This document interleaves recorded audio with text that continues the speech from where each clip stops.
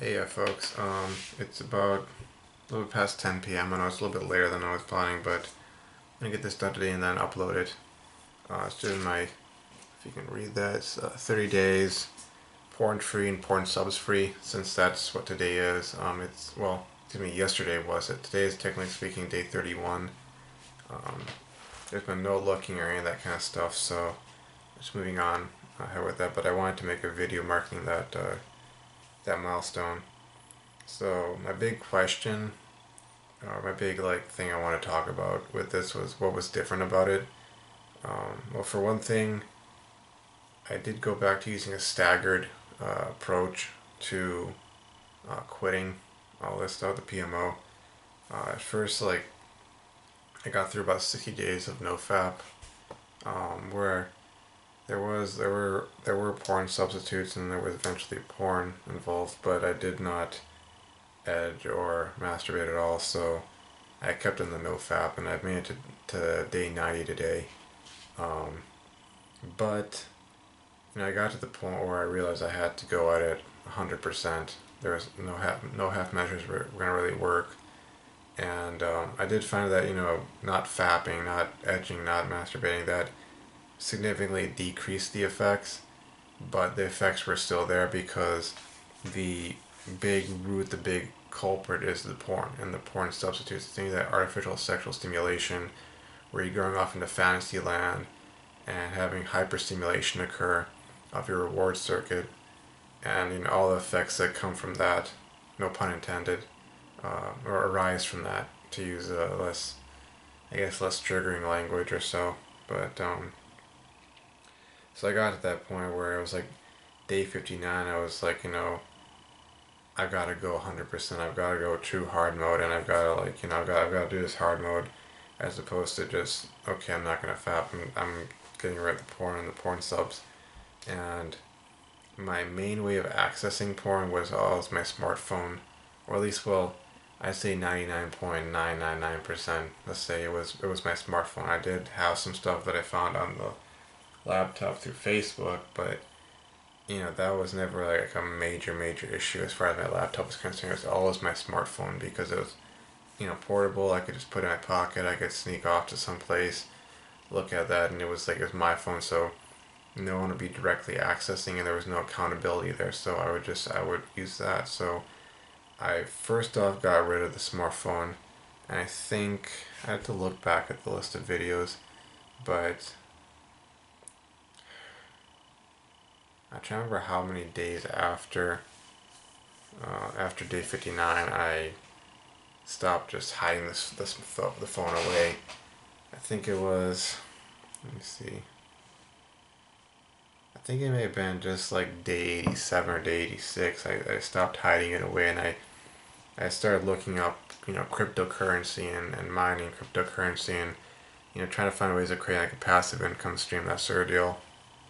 And I found out, since things have advanced so far, I could actually download an application onto my phone, install it, and just have it sitting there running on the power, and not using that much power, and mining cryptocurrency, you know, day in and day out.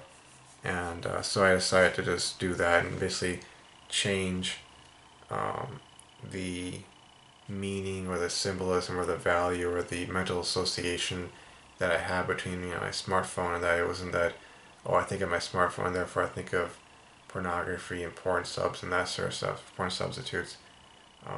I instead now I see it as just my mining rig. That's what I used to mine cryptocurrency, and so that's kind of the thing that was probably one of the biggest changes. Because at first I got rid of the smartphone, and for a time there, um, let's see, for a time there, like in this whole overall nofap journey, even before this whole 90-day period, I have gone and put the smartphone away for a month, and that did have a positive effect. But it got to a point where it was like not only was um, how should I put it?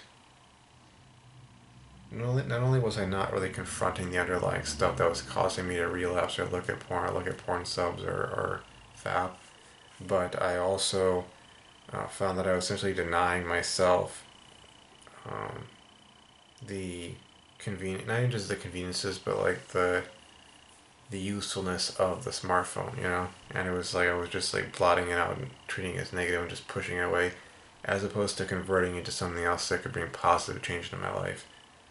Because you know you have a set of smartphones, you have a smartphone, you're mining currency, cryptocurrency. You can convert that to actual hard cash, and you can use that cash to do things in your life. It's like, why throw that away just because I got this porn problem? Why not convert that into something that I mentally associate with something else? And so that's one thing that I did. But I honestly feel that to go deeper than that, the big thing that really changed things was um, something I got from Off the Train, IFS therapy, or internal family systems model therapy, and self parenting, which allowed me to confront the underlying issues and finally start resolving internal problems, the stuff that was actually causing me to go to do that. Because I would not have looked at the smartphone and seen that potential. I would not have even been looking up cryptocurrency, trying to figure out how to do that. Um, all those sorts of things if I hadn't cleared up some of the space in my head, so to speak, remove the removed or resolve the issues that were causing, from the internal family systems perspective, parts of me to be pushed into exile or driven into exile and be existing in a state of pain or anxiety, depression, whatever you want to call it, such that other parts of me who were wanting to resolve the issue would go into quote unquote firefighter mode and push me towards or pull me towards the PMO lifestyle, PMO addiction. So once I started resolving those issues, that those spaces cleared up, there was more internal peace that I'm feeling, And as a result, I was able to direct my energies and time towards other things. And that's why I came across cryptocurrency and, why don't I use the smartphone for that? And that's while using my laptop, so for that purpose. So um, those are the big things that I've done differently this time. Instead of just using negative, methods or blocking myself away from that and just hoping that eventually I would just get over it. Um, I actually dealt with what was, gonna make me do that. It's kind of like someone who's an alcoholic. It's like for me, if I was an alcoholic using my previous methods, it would have been just like throwing away all the alcohol, stopping myself from going to anywhere near a bar, not even hanging out with people if they were gonna drink, that kind of thing. That would be like the negative thing, but that wouldn't be resolving the underlying problem that would be making me want to drink. Period. Because it's kind of like a person is in that situation. Let's say, like I said, they're an alcoholic. Suddenly they're around alcohol for some reason. Maybe they're at a social get together or something, and because they haven't really dealt with what was making them an alcoholic to begin with, there's alcohol there, free access, it's a socially acceptable environment for them to be doing that. They're going to probably start, ingesting that, and they might, get themselves raging drunk, for all you know. Um, but, and actually, it might not even be like that they go to the point of getting ragingly drunk, but they start moving back in the direction, they start relapsing into their alcoholic pattern, and then the intensity builds up again and again and again, repeatedly until it's something where they're back where they were trying to get away from, back doing and being what they were trying to get away from. And so I had to go and start resolving those internal problems, those underlying issues, confronting them. And I still have stuff I gotta confront over, in the ensuing days. And as I get more and more comfortable with talking about that stuff, I will do that. But that's the biggest change I did with the IFS therapy, self-parenting, really just confronting those issues. And then that kind of, I guess you could say in reverse, it kind of, then that led to the smartphone, um, not just being not used, but being turned into an actual uh, positive thing with positive associations and stuff that had absolutely nothing to do with that. As opposed to, looking at the phone and seeing porn substitutes, that kind of thing. Oh no, I can't, I gotta stay away from that. I gotta get that out of my life. Now I can actually pick that up, and when I check it, I check to see how much is mined, you know, Or occasionally I might use like one of those taxi services to go someplace if I need to, because I have very little time and I need to get to there really quickly, and I can't just go and walk there. Maybe it's raining or something like that, and I need a ride, so I'll use it for that. But 99.999% of the time, let's say, majority of the time, except for like a very small amount of time, it's just sitting there mining cryptocurrency. And um, those few exceptions when it's not, it's like, okay, I need a taxi, I need to need to get a ride someplace, that sort of thing. And I've changed those associations, but I was only able to really do that because the underlying issues had been confronted. At least some of them, some of the biggest ones, have been confronted and resolved. So, and it's a process I'm going to continue to go through until I've really cleared things out 100% or thereabouts. So, yeah. So 30 days porn free and porn substitutes free. Gone through a month. It's day 31 right now. Yesterday was day 30. Um, Going on forward, gonna get to that day 90, being porn free and porn subs free.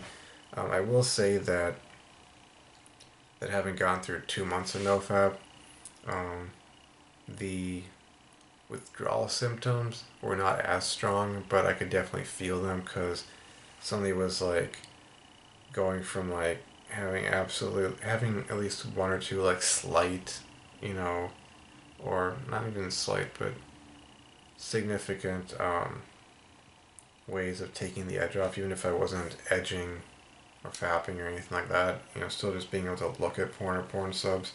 That was like, oh, I can relax for that. But I took that away because obviously the relaxation of it and all, it's just not worth it.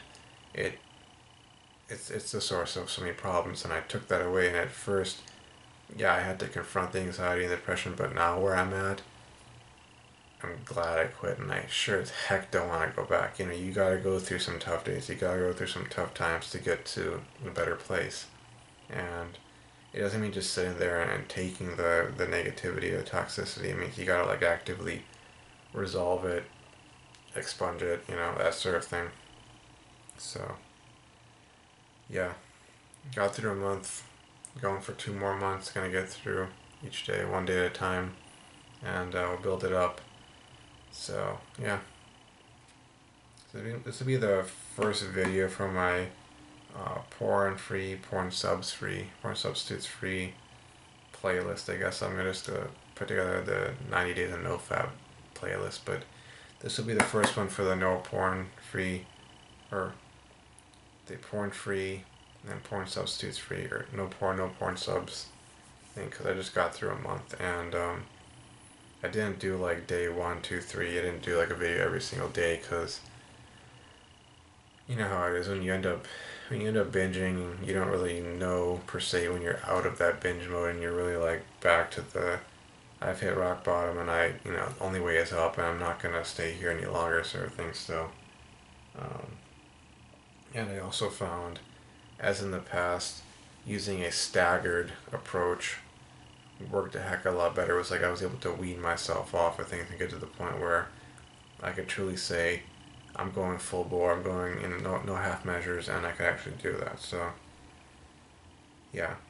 So, thanks for watching my videos. Thanks for the likes, the comments, the subscriptions. Thanks for following me on YouTube, and good luck with your journeys. I hope what I said, is clear enough and helpful. And yeah, so thanks for taking time out of your day, night, evening, whatever it is for you folks. So, thanks. And I will upload this in a moment. And yeah, see you around. Bye.